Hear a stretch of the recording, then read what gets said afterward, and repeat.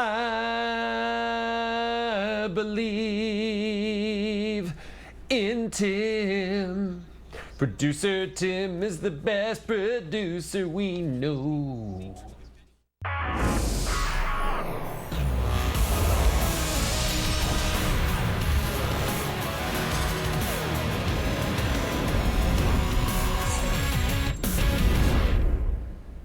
Where is Amanda Marshall? Oh, that's for another show. Hey, it's SportsCenter with Jay and Dan, brought to you by McDonald's. The MLS is Back tournament is underway in Orlando, Florida. What a great place to have it. And the first MLS Canadian team hit the pitch on Thursday night. That would be the Montreal Impact. They took on the New England Revolution. For all the highlights, let's send it over to Darren Detition. 4 months ago, Thierry Henry made his managerial debut with the Montreal Impact. It was a 2-1 victory over the New England Revolution, the same team that they faced on Thursday night. Now, prior to the game, both teams taking a knee, showing their support for the Black Lives Matter movement, including Impact manager Thierry Henry, who remained on one knee, by the way, for the first 8 minutes and 46 seconds of the match. A powerful tribute honoring the late George Floyd. All right, to the game itself. In the 19th minute, New England driving right at the Impact defense. It falls to Carlos Hill, but Clement Diop with a great save just gets a hand on it to deflect it away and keep this scoreless at the half. Meanwhile, this is pretty neat. Check it out. Back in New England at Gillette Stadium, home of the Patriots, not home to Tom Brady, a drive-in watch party for this game. It's pretty cool. 50th minute. Samuel Piette spots Maxi Urruti, but he can't solve the keeper. Then he puts a rebound wide as well. Urruti had scored 3 of the Impact's 4 goals before the regular season was paused. He had an excellent chance to open up the scoring there. Just 6 minutes later, back the other way, Gustavo Bo. Look at this cracker of a shot. A rocket to the back of the net. Bo had 9 goals in 14 games with the Revolution last season. He makes it 1-0 New England. And late in stoppage time, Montreal hunting for an equalizer. Balou Tabla has a go. Matt Turner just gets a hand on it as the Impact come oh so close to a late tying goal. They open their tournament with a 1-0 loss. MLS is Back tournament will continue on Friday. Seattle taking on San Jose. That is 9 Eastern, 6 p.m. Pacific, right here on TSN. And right now on TSN.ca, the Jays played their first intra-squad game at the Rogers Center. Scotty Mitchell was there and had to go some rigorous testing just to actually get in the building itself.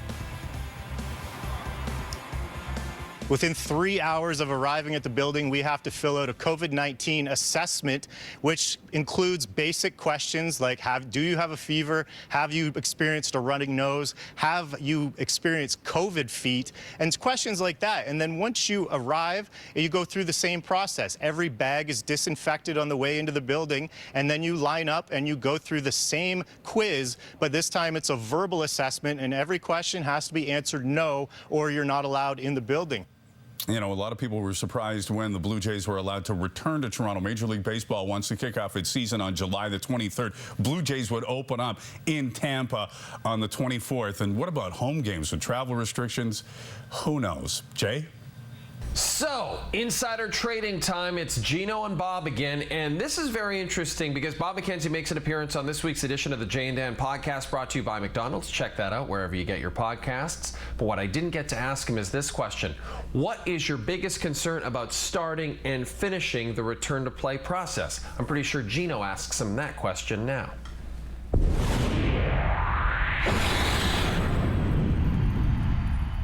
Here's our hockey insider, Bob McKenzie. Bob, nothing but good news over the last few days, but nothing's official until the return to play and the collective bargaining agreement extension are both ratified. Where are we in that process right now? Pretty straightforward timeline, Gino. On Wednesday night at 6 p.m. Eastern, the players started electronic voting. That will continue through to Friday night at 6 p.m. Eastern time. And on the flip side, the NHL Board of Governors have a conference call scheduled for 4 p.m. Eastern time on Friday. So if all goes well with the owners on their call at 4, and all goes well on the player vote electronically by Friday night, we could have a formal announcement Friday night of ratification. All right, then let's assume it all does indeed get ratified. If that's the case, what's your biggest area of concerns in the return to play to get started and, more importantly, to get finished? My area of concern is the same as so many other in the hockey community, and that is simply this. How do we get from now until July 26th and make sure that everything's still on the rails? There's a huge influx of players over the past week coming into Phase 2. There's going to be a big influx of players coming in for Monday's opening of Phase 3, the training camps, and lots of them are being tested. And so now the question becomes, are we going to get a big spike in terms of the number of people that are testing positive? And if you do get a big spike in Phase 3, when players are not fully locked down during training camp, could that possibly derail a team's ability to get to Phase 4? That's what everyone's concerned about. As for Phase 4, I think most hockey people think once they get to the bubble, they got a fighting chance to get this thing finished, but it's between now and July 26th that's a concern. Let's talk about the bubble itself. When play opens up in the hub cities of Toronto and Edmonton, what could that bubble look like? Well, obviously in Edmonton, in Toronto, 12 teams in Edmonton, 12 teams in Toronto, and you've got to allocate hotels and create these bubbles that we've been talking so much about. In Toronto, it's going to be 5 teams staying at the Hotel X on the exhibition grounds. And those are the top 5 teams points percentage-wise. So this is a merit-based system in terms of the hotels they get. The other 7 teams in the Eastern Conference will be at the Royal York Hotel in downtown Toronto, and those will be fully locked down. Out west, it will be the top 6 teams at the JW Marriott, right alongside the rink in Edmonton, and the other 6 teams will be at the Sutton Place Hotel in downtown Edmonton. Do you have any idea of what the schedules are going to look like for the best-of-5 play-in round? As we mentioned, Gino, the games are at 12, 4, and 8 local time, both Toronto and Edmonton. Now, the Edmonton schedule will need to be tweaked more, where the games could be, instead of at 12 noon, could be 12:30 or 1 p.m. Instead of 8 p.m., they could be 8:30, depending on the needs for television. I can tell you this. For the best-of-5 play-in qualifier round, the 8 series that will be going on involving 16 teams, there will be a back-to-back situation in there. It could come early in the series, it could come later in the series, but each series will only have 1 back-to-back. Otherwise, there'll be a day off between games. A very busy edition of Insider Trading with Bob McKenzie. This week, the PGA is at Muirfield in Dublin, Ohio for the Workday charity, and this is exciting. A couple of Canadians are near the top of the leaderboard after round 1. Adam Hadwin shot a 6 under 66. He is in second, and Nick Taylor shot a 5 under 67. He is tied for third. We do not have footage of those 2 golfers because America hates us. So we move on to the threesome of Ricky Fowler, Patrick Reed, and Matthew Wolff. Fowler's approach on 3. Hitting the edge of the cup and spinning out. Inches away from holding up for eagle, he'd settle for a birdie. Patrick Reed, he's got the next approach. Again, we're still on 3. Nearly as good. He would also birdie. And then Wolff, third shot from 100 yards out. Nearly spins it in for birdie. He would have to settle for bogey. So all 3 players inches away from holding out. 23-year-old Colin Morikawa climbing the leaderboard. 3 under here now. The par 4 ninth, his approach. He would stick this to within 6 feet, and that would lead to birdie. Then on 16, Morikawa, 25-footer for birdie. That moves him to 8 under, and he leads after the first round at Muirfield. And I would imagine he's actually... When we return, so much more to get to. SportsCenter with Jay and Dan, brought to you by McDonald's.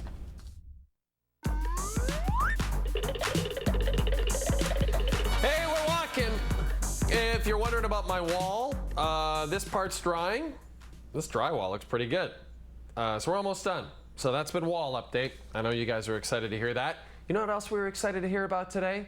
Tiger Woods is returning to the PGA next week, baby. He announced he will play in the Memorial next week, an event that Tiger has won a record 5 times. It'll be the first time Woods has played in a PGA Tour event since February. He said on Twitter, "I'm looking forward to playing in the Memorial next week.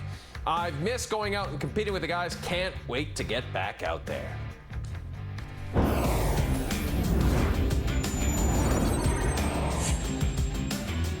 So that means we've got to jump into the Coors virtual side seats and talk to our good friend Bob Weeks. And Bob, finally, after the PGA being back for about a month, we get the main attraction back. Next week at the Memorial, what are your expectations for Tiger Woods after a 5-month layoff?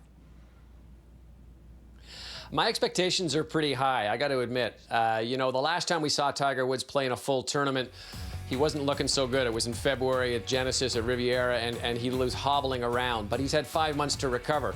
And in that time, we've seen him play a little bit of golf. We saw that charity match with Phil Mickelson, Tom Brady, and Peyton Manning. He looked really good there, was swinging free, no restrictions. There's been a few leaked social media videos of him playing as well. Same thing. It looks like he's the old Tiger Woods, the guy who won the Masters 5 times. So I think there's a lot of reason for optimism. The other part is that he's won before coming in off of a long layoff. He won the Zozo Championship in October last year, having knee surgery in August.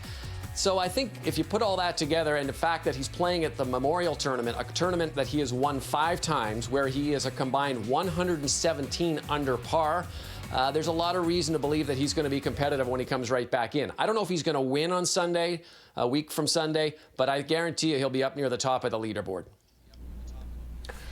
Now it is time to check in on another Canadian team participating in the NHL's return to play. That would be the Edmonton Oilers, who will be playing at home in Edmonton. And, as we've been checking in on all these Canadian NHL teams, we've noticed that all of our correspondents have cool new looks. Like Jermaine Franklin has that cool beard, and John Liu has that cool mustache. One wonders, what crazy look does Ryan Rishaug have? When play shut down, the Edmonton Oilers were a mere 9/1,000th of a percentage point out of 4th place in the West. And because of that, instead of a bye, the Oilers now get the Blackhawks in the play-in round. To discuss that matchup, let's bring in Ryan Rishaug in Edmonton, Craig Button in Calgary. Ryan, when camp opens up, what's your number one storyline that you'll be following? Well, Gino, I think that there were a lot of things going really well for the Edmonton Oilers when the shutdown came around. And whether or not those things pick up where they left off is going to be a big difference maker for this Oiler group. Let's break them down. They had the #1 power play in the league. They had the #2 penalty kill in the league.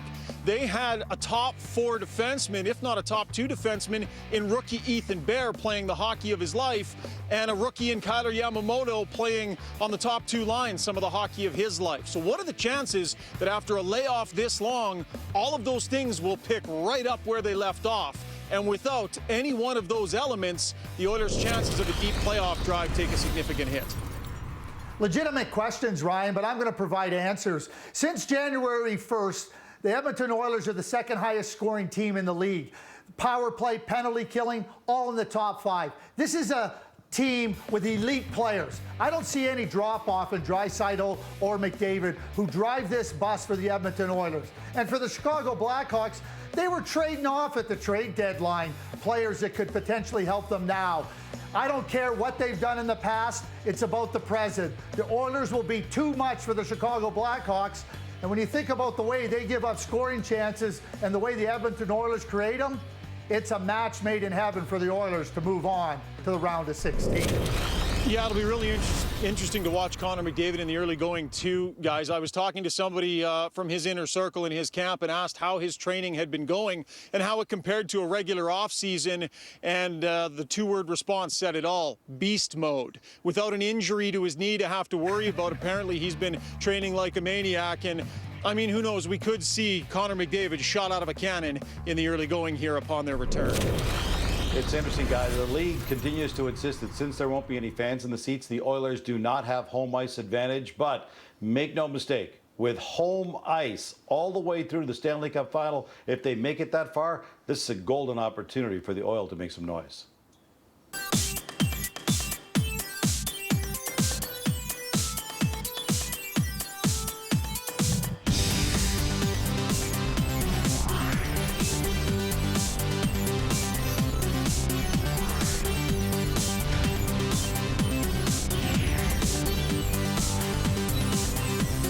Weekend it was.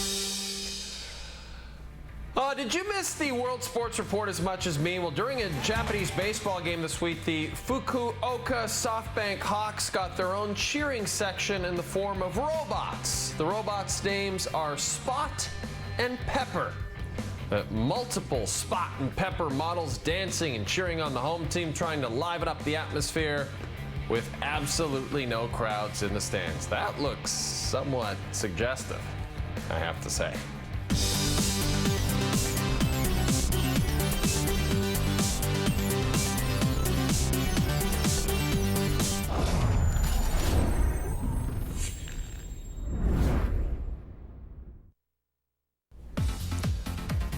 This week on the Jay and Dan podcast, it's Kyle Brandt from the NFL Network and Bob McKenzie from TSN. Get it wherever you get your podcasts.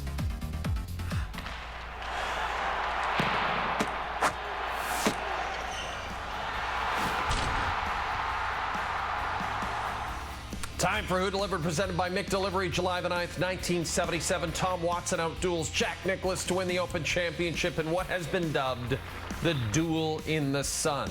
Watson shoots a 65 on Sunday to beat Jack by 1 stroke. He made birdies on 4 of his final 6 holes.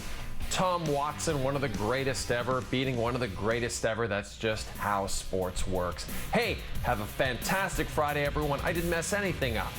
Wall still looks great. Bye-bye.